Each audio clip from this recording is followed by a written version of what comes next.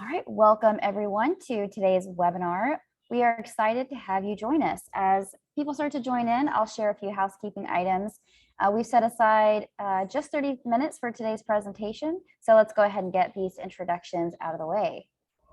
Today's webinar is being recorded, and so if you have to drop early or have a colleague who wanted to join but couldn't make it, we'll be sending the recording to your inbox within 24 hours. We'll also be sharing a PDF of these slides in that follow-up email.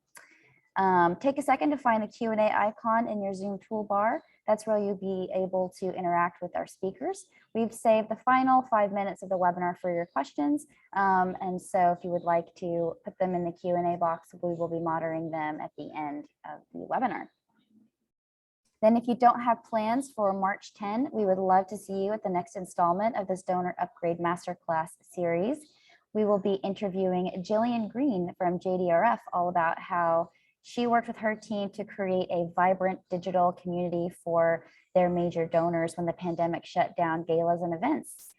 You will receive the invite for this webinar along with the recording and the slides from today in your inbox tomorrow. So just keep your eyes peeled for that email. All right, with those introductions out of the way, it's now my pleasure to welcome today's speakers.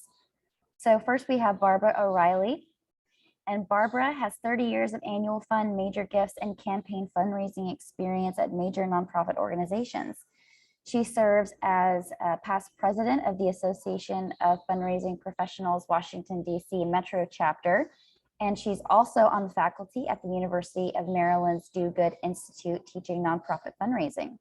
Her firm, Windmill Hill Consulting, helps nonprofit organizations of all sizes cut through the noise and develop a profitable fundraising strategy that focuses on the resources, skills, and tactics they need to build more effective donor relationships and catapult their revenue. Welcome, Barbara. Thanks, Leah. We also have the outstanding Kristen Priest with us today, and she serves as our Vice President of Client Solutions here at Pursuant/GivingDNA.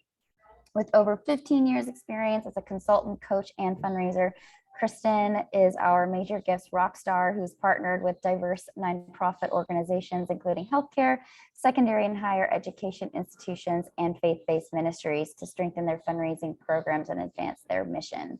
Welcome, Kristen. Thank you. All right, so everyone has gotten to know each other, and all right, thank you, Leah.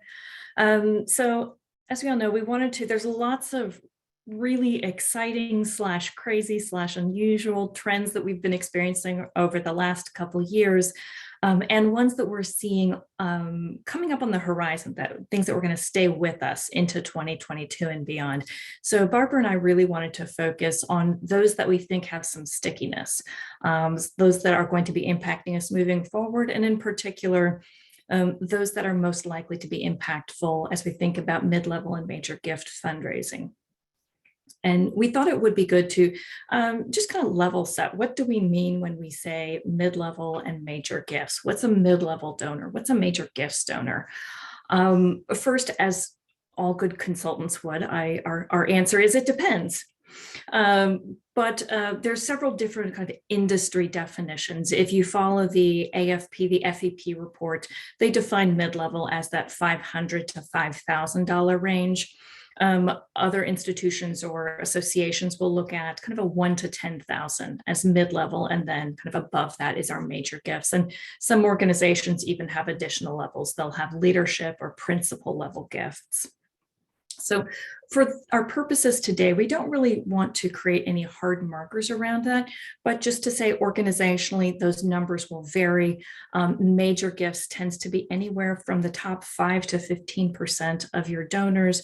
Mid-level is a much more, there's much more variety in the size of that universe, how wide a swath we cut when we think about where those donors sit in our giving pyramid.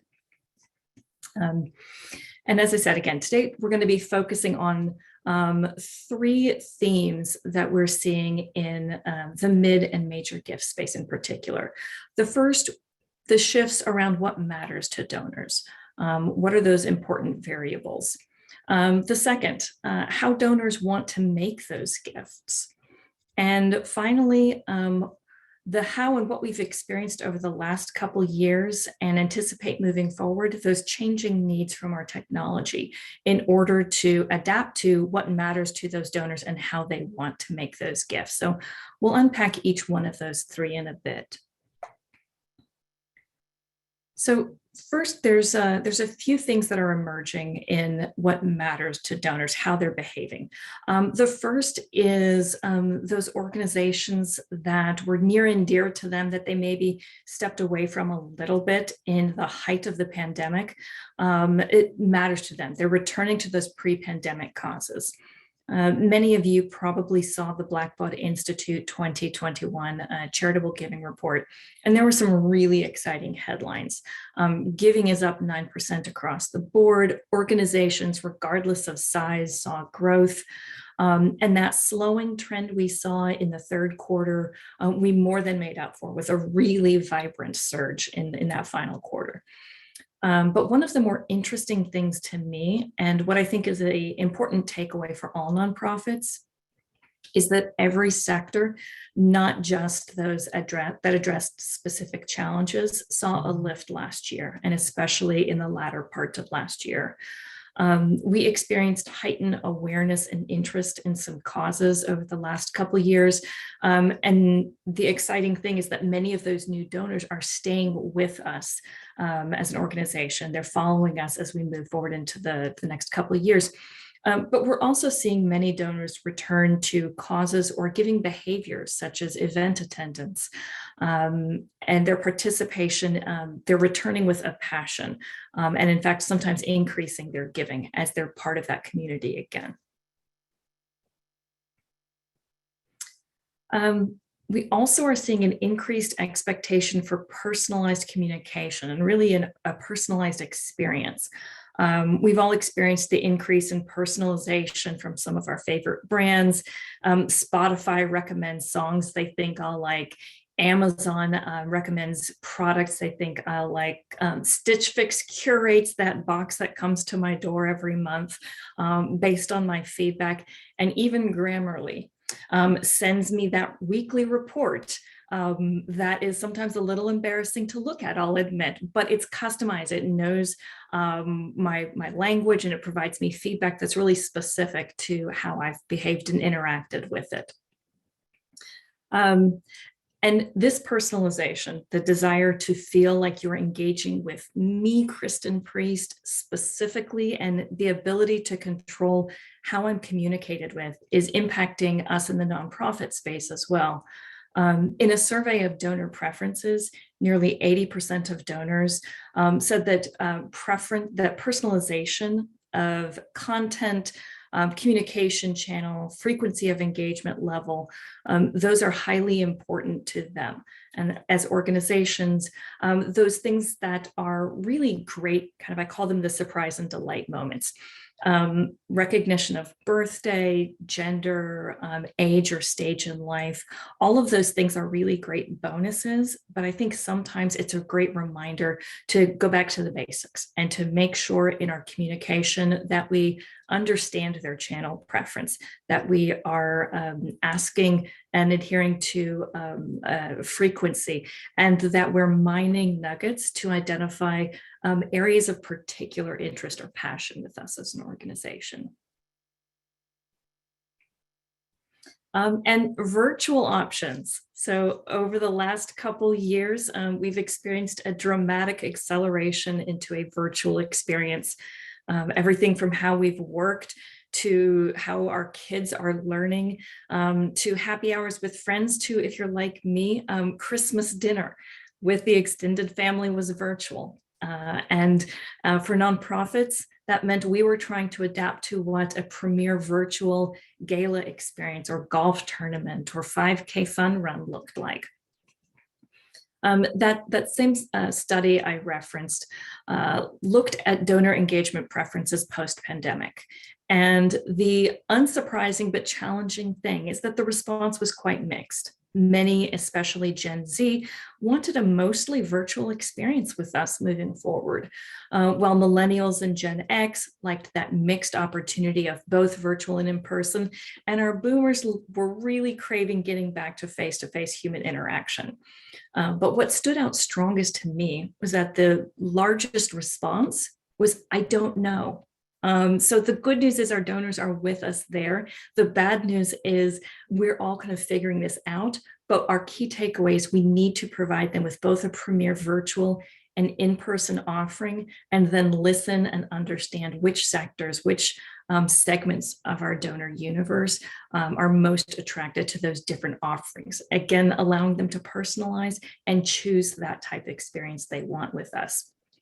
And a quick plug for our session with Jillian. She is going to be sharing how they made that transition to a virtual experience and some of those really exciting takeaways that she's carrying with us as they think about how now into 2022 and 23 do we apply some of the benefit that we found in those virtual experiences. Not insignificant things like the time and budget it took our major gift officers to visit face-to-face, cross the country sometimes with our major donors. There's incredible efficiency now that we've identified. Our donors most often were more comfortable and excited about that virtual meeting. Sometimes we found that, as a gift officer, my tried and true toolkit, now I had to rethink that. But organizations that were able to make that adaptation and stay nimble were able to really maximize some fantastic donor relationships, and in fact move gifts forward in a respectful but more accelerated pace than they had pre-pandemic. And finally, diversity, equity, and inclusion. We're experiencing an increased importance in both giving to causes that focus on these issues and causes that take DE&I seriously within their own organization. Are we both prioritizing and taking seriously DE&I within our own organizations? We have donors that are asking everything from what does your board makeup look like to what are your policies? I know Barbara and myself have experienced that when we look for partners. They often ask us that information. We ask that of our clients. And I think that's going to be an important place where donors will expect and want to see more and more transparency, both in how we are, if we are solving for that, if we're seeking to serve in that space, as well as how we are making sure that we are living that out in our own organization. As a side note, I think it's also worth noting that last year, donors of color were more likely to support new nonprofits and increase their giving to causes across the board, everything from human services to healthcare, to animal rescue, shelter, places of worship, public societal impact.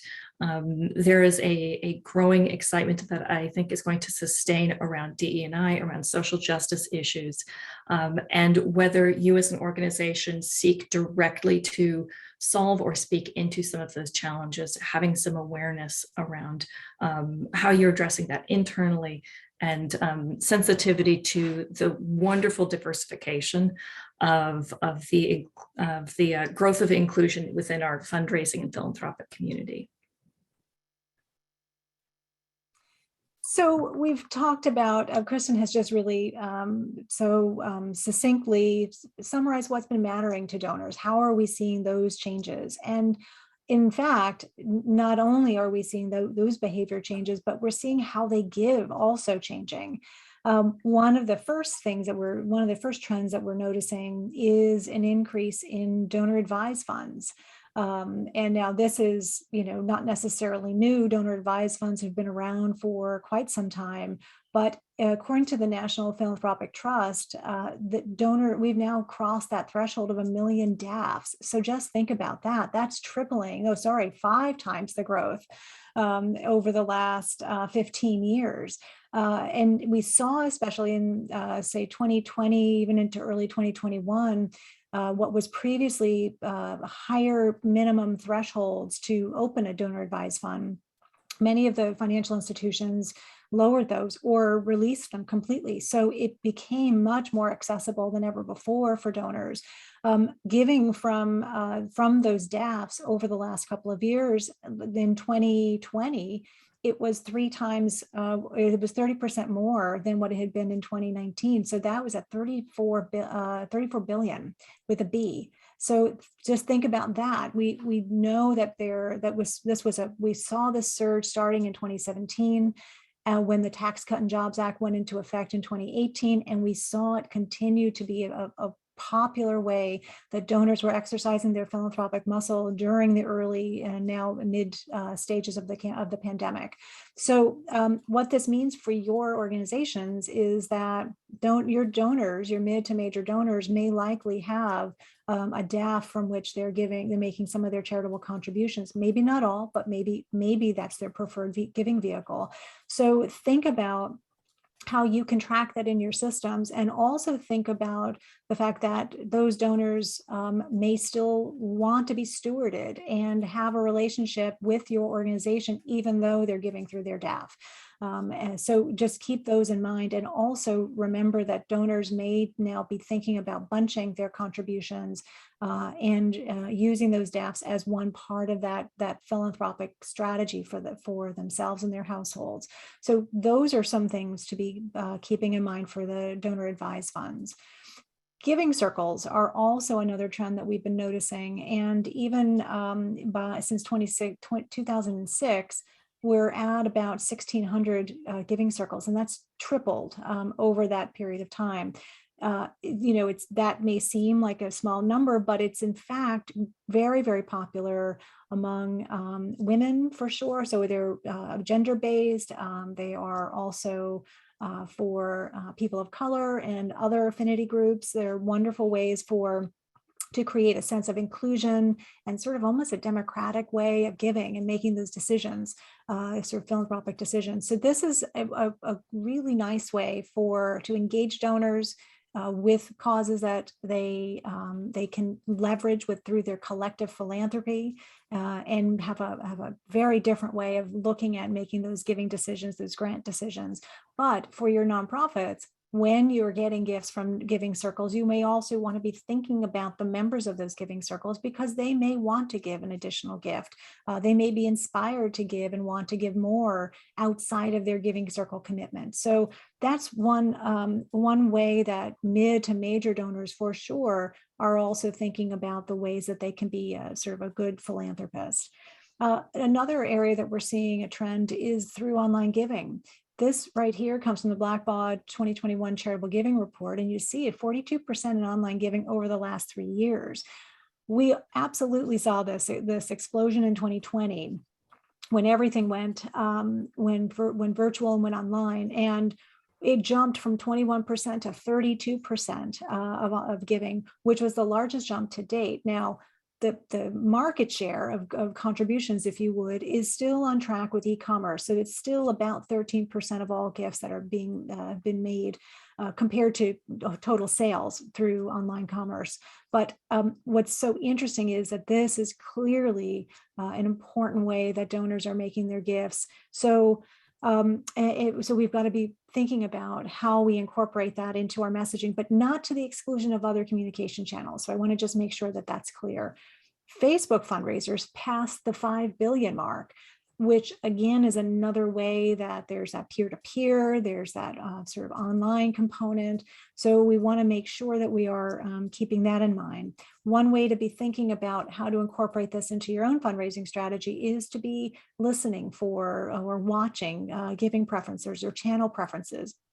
If you're not sure, you may also ask your donors. This is a really wonderful way to ensure you're tailoring your communication styles to what they want, because online giving choices or preferences don't necessarily mean that that's their preferred communication channel. So they may still want that print piece, but they're going to make their gifts online. So you want to ensure that you are tailoring it in a way that really values their preferences in also thinking about how you can customize that personalization. Kristen was talking before about the expectation now that everything is hyper personalized, and online absolutely can help us do that more easily. It can also help you create automation to make things a little more turnkey if you've got staff that are stretched in lots of different ways, which is very much the case in the nonprofit sector. So these are a couple different ways to incorporate the changing dynamics and trends that we're seeing in online giving. Another area that's related to online is mobile. So we have been watching very carefully how donors are using mobile devices to stay connected with the organizations that they support. And in 2021, 28% of all online gifts are made on a mobile device. What we're also seeing is that nonprofit mobile audiences were also growing by about 26%. This is according to the M&R report. And that's the audience size for text messaging, for text communications, grew by about 26% in 2020 over the previous year. So think about that audience size opting in to receive text messages, 26% over 3% for email. So again, this is becoming maybe a more preferable communication channel. And certainly the online giving component is important to note. What this means for your nonprofit is that you've got to make sure all of your digital communication is mobile friendly. So web, donation pages, your emails, make it as simple. If we know that that's that's where they're seeing your communications first, most likely, make it as easy as possible so that they can do those quick taps to make a gift or to sign up to do something. The final trend that we're seeing in how donors are giving is crypto. Now, crypto, it's sort of a nice bookend with the DAFs, because in a lot of ways, all the activity and the buzz about crypto donations that has been happening over the last few months is a lot of what we saw and felt and heard about donor advised funds probably about 15 years ago. You know, there was this new way of giving, and people weren't entirely sure what it meant and how nonprofits could be fundraising from donor advised funds. Same with crypto. According to the Giving Block, crypto donations are now at about 300 million a year, which is mind-blowing to think about. There's Fidelity, and Fidelity had reported that there was about 13 million in 2019 in crypto contributions to DAFs, and in 2020 it was 28 million. So just think of those numbers. This is still, early days though, because the number of crypto holders worldwide is still is growing, but this is not yet that more commonplace way of people being able to make contributions, but it is definitely a trend to watch. So the crypto holders are also very different. They are mostly male, generally under 30. There are some women who are crypto holders, but again, still a very small percentage of those holders. So we've got to but I think that again, that's a slow trend to be watching. I sort of think about this as how the Silicon Valley philanthropists emerged back in the early 2000s. Many of the crypto holders who are making contributions of cryptocurrency are new philanthropists. They are figuring out how to use this newfound wealth, very similar to the Silicon Valley leaders and employees and sort of those who took advantage of that boom. So for your organizations, you want to be thinking about how can you ensure that your gift acceptance policies take into account cryptocurrency, crypto contributions. How are you going to steward them? How are you going to accept them? And also make sure that you can accept them. So if you can't directly, can you partner with other organizations like the Giving Block or Every.org, who are those third-party vendors that will be able to make that transaction super easy? So those are some trends that we're seeing in how donors are giving, and this is all impacting the changing needs from technology. So Kristen, do you want to walk us through that? Yeah, I will.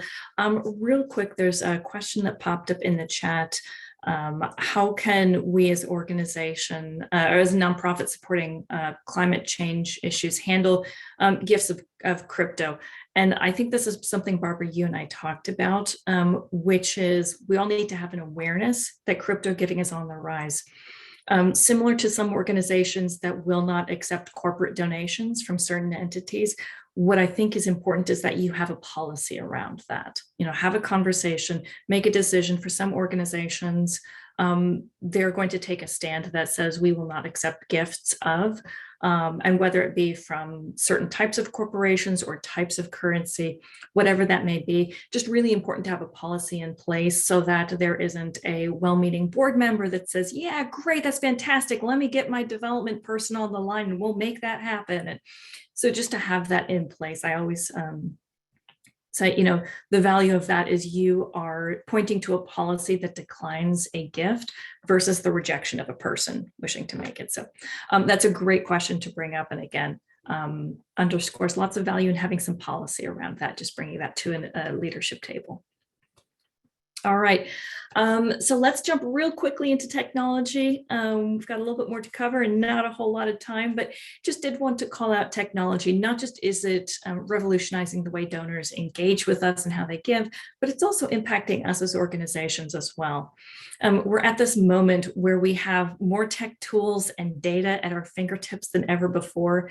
And the most successful organizations are those who are able to access and apply the information in strategic and nimble ways. I think there's always the debate of, there's data we can get our hands on that's interesting, and then there's that data that's actionable. And so how do we focus on quick, easy access to actionable strategic data? And here's where I think particularly about MidLevel, but also within major gift programs. As our donor world grew, in particular within MidLevel over the last year, it's a big audience. And we don't necessarily have the staff or time to devote to managing mid-level portfolios the way we might major donors. So we sometimes resort to fundraising to the masses. And it's either a kind of a mass appeal structure or a major gift experience. And it gets tricky to provide that customization, that personalization. We need to have data and technology that allows us to wrap our arms around these large universes, identify those subsegments, specific opportunities, things like giving channel preference. And then within that, I think there's always a great question of the efficiency versus effectiveness, or maybe efficiency and effectiveness. So if you're great things to ask your current tech tools to do for you. One of the great challenges I know many folks encounter as it relates to efficiency is their reliance or partnership that has to happen with the data team to pull any reports, to look at any subsegmentation. So having a platform or a tool that puts that ability within gift officer or leadership hands to be able to quickly look at different reports, identify opportunities without the delay of time needing to collaborate with different areas of our fundraising program to pull that information. And the second, effectiveness. We need that technology to allow us to be highly effective, delivering that increased personalization and that donor experience they expect, things we talked about that are of hyper importance to them. Channel preference, frequency, the content, the timing, a tool that allows us to, going back to our basics of fundraising, be able to put the right message in front of the right prospects in the right timing. And I would add, through the right channel. So some of those basic rights of fundraising. And finally, if you're thinking about standing up or expanding a mid-level or major gifts program and are unsure where to start, or if you'd simply like to talk through some strategies to ensure you're maximizing the impact of your current program and how to apply these trends we talked through to your program, we would love to talk to you. Our contact information is on that intro slide. So please feel free to reach out. We also, Leah's going to introduce us to a couple free resources we have that we'd love to share with y'all. Sorry about that, guys. I was reaching for my space bar to unmute and it just cycled through all the slides. So Hope I didn't give anybody whiplash. Thank you so much, Kristen. We just have got a few related resources I've got up on the screen if you want to grab that QR code. And you can also find that if you go to givingdna.com/resources. It should be the first post on that page. We've got a lot of just great information that Kristen has contributed to when it comes to any area that you want to explore when it comes to building your mid-level or your major giving program.